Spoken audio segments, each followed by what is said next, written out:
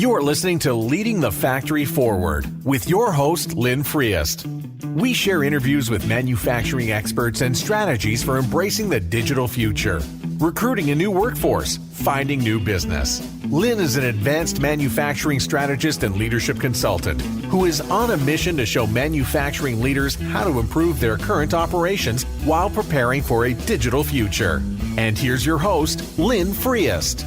Hello again, and welcome to Leading the Factory Forward. This is episode 44, and this is going to be part 2 of our series on weathering our current storm with the coronavirus. Again, with this podcast in general, we are here to help you create a compelling future for yourself, your teams, and your organizations, and also in this special time, just to provide some support and some ideas for you to at least consider. And this will be our second episode about our current crisis, and we'll probably have some following episodes. Again, possibly share some ideas of how you approach this, how you lead your team and your organization through it.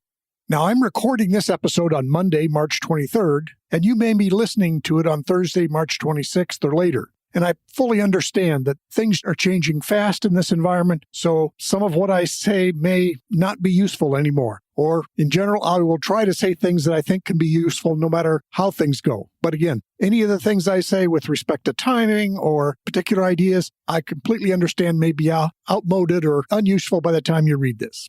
Also, I'm not a medical professional, nor am I a government expert, and I'm simply trying to offer some thoughts on how you as a manufacturing leader might think about this crisis and how to approach different things during these trying times. So today, I want to, again, step back and think of not only what's happening now, but what can we see in the future. Now I'm beginning to think there are probably about 3 phases that we need to be considering. Right now, we're in the survive and support. As I talked in the last week's podcast, how do you support yourself? How do you support your teams? How do you support your business? So it's really here about trying to survive and support both our people and our business. Now, the next phase I think you'll want to consider being in is planning your recovery. Again, I mentioned this in the earlier podcast, but really thinking about, okay, what are going to be the steps? And the third step then is how do we actually engage in the recovery? Again, some of that we won't know until we reach there, but there are some things we can maybe block out broad ideas of how we're going to approach really engaging in our business's recovery. So the survive and support. Again, a lot of this is what I covered earlier, but I think it's still very true. This is an event around people, not property. It's not a hurricane. We don't have damage to property or even damage to infrastructure, really. But the people are being pulled out. We're really just shutting down the economy. And so I know there are all kinds of programs being proposed to help people and yourself as a small business person navigate those things. Keep that in the back of your mind that at some point we're going to re-engage. Everything is still there. The people hopefully will still be there and everything is ready to go. And we'll have to think about that. In the meantime, during this time, what I call survive and support, you want to stay connected with your employees, your customers, your suppliers. You want to stay connected with your financial people, all of these support resources. And then, of course, obviously the government resources that are available, whether it be the Small Business Administration or other things that may be available to you. And as I said earlier, in terms of staying connected, phone calls obviously work, conference calls work, Zoom webinars or Zoom conferences work. So there's a lot of variety there, but find ways to keep connected to all these important people in your life and your business. And then another piece is, again, paying attention to your liquidity. This is a difficult time. I know there's going to be a lot of government programs that are trying to help with that. So stay connected with your financial people, stay connected with the SBA, stay connected with your local Chamber of Commerce or your local government. They will have answers and probably resources and ideas to how you get through this survive period. And, it's one of those things that, as I said in the earlier episode, there's an issue around both money and people. I mean, the people are equally important as the money. Stay connected with the people that are important. All the different people, both employees, customers, suppliers, all these people. The next thing is start planning your recovery. Again, we know this is going to be an event. We don't know exactly how many weeks or months or what it's going to be, but start thinking about what are we going to do next? And it could be just, again, block out things even though we don't know the exact things. You might say, okay, April, March, and June, I think these are the kind of things that I can do. I can plan some things, but I'll have to be flexible. Then maybe July, August, and September. Maybe that's the start of where you can start implementing a recovery plan. Don't know that right now, but again, keep that in mind. What do we do? And then finally, hopefully October, November, December, maybe that's where you can go all in on really trying to build recovering your business. So think of this maybe in another way is that I've listed 3 phases there.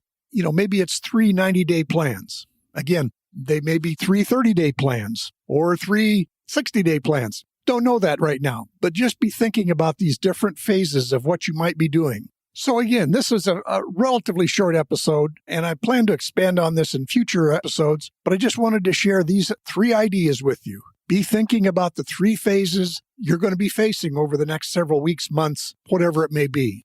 Focus right now on survive and support. Survive, but really be sure you're supporting your people, your families, whatever needs to be done in this critical time. We're kind of in a waiting period in some sense of it. But then the second phase is going to be start planning a recovery.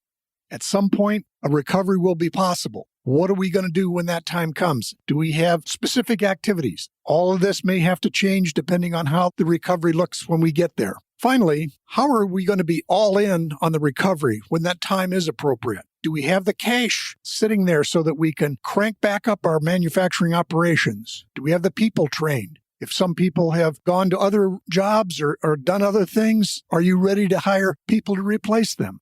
So it's one of those things where in each of these cases, I think it's useful to think about things where right now there's a lot of concern. And a good friend of mine, and I've seen this in many places, where there's 3 circles. The outermost circle is the circle of concern, the things that have us worried, but we can't necessarily do a lot about it. We just kind of worry about them. And that doesn't allow us to really necessarily take useful actions. Then the circle inside of that is a circle of influence. And this is where you can influence people, influence suppliers, even, work on influencing your financial people to have them help you out in this and let them know that you're prepared to move ahead. So there's, again, circle of influence, and that does allow some action. We're not in control, but it allows some action.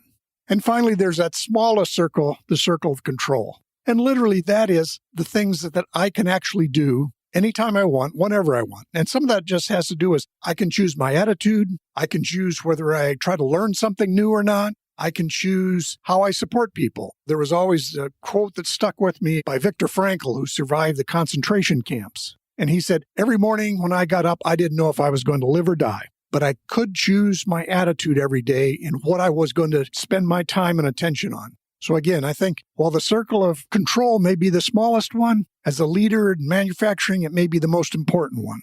So focus on those things that you can do, and some of it's planning, some of it's learning, some of it's supporting people. Those are the things that you can do. So I think in the next episodes, I'll expand again on some of these ideas as we go through these uncertain times, knowing that things are changing fairly rapidly and we may have to make adjustments.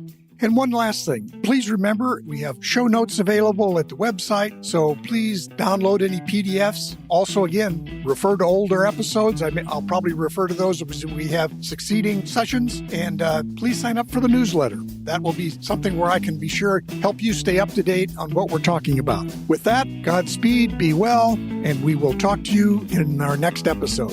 Thank you.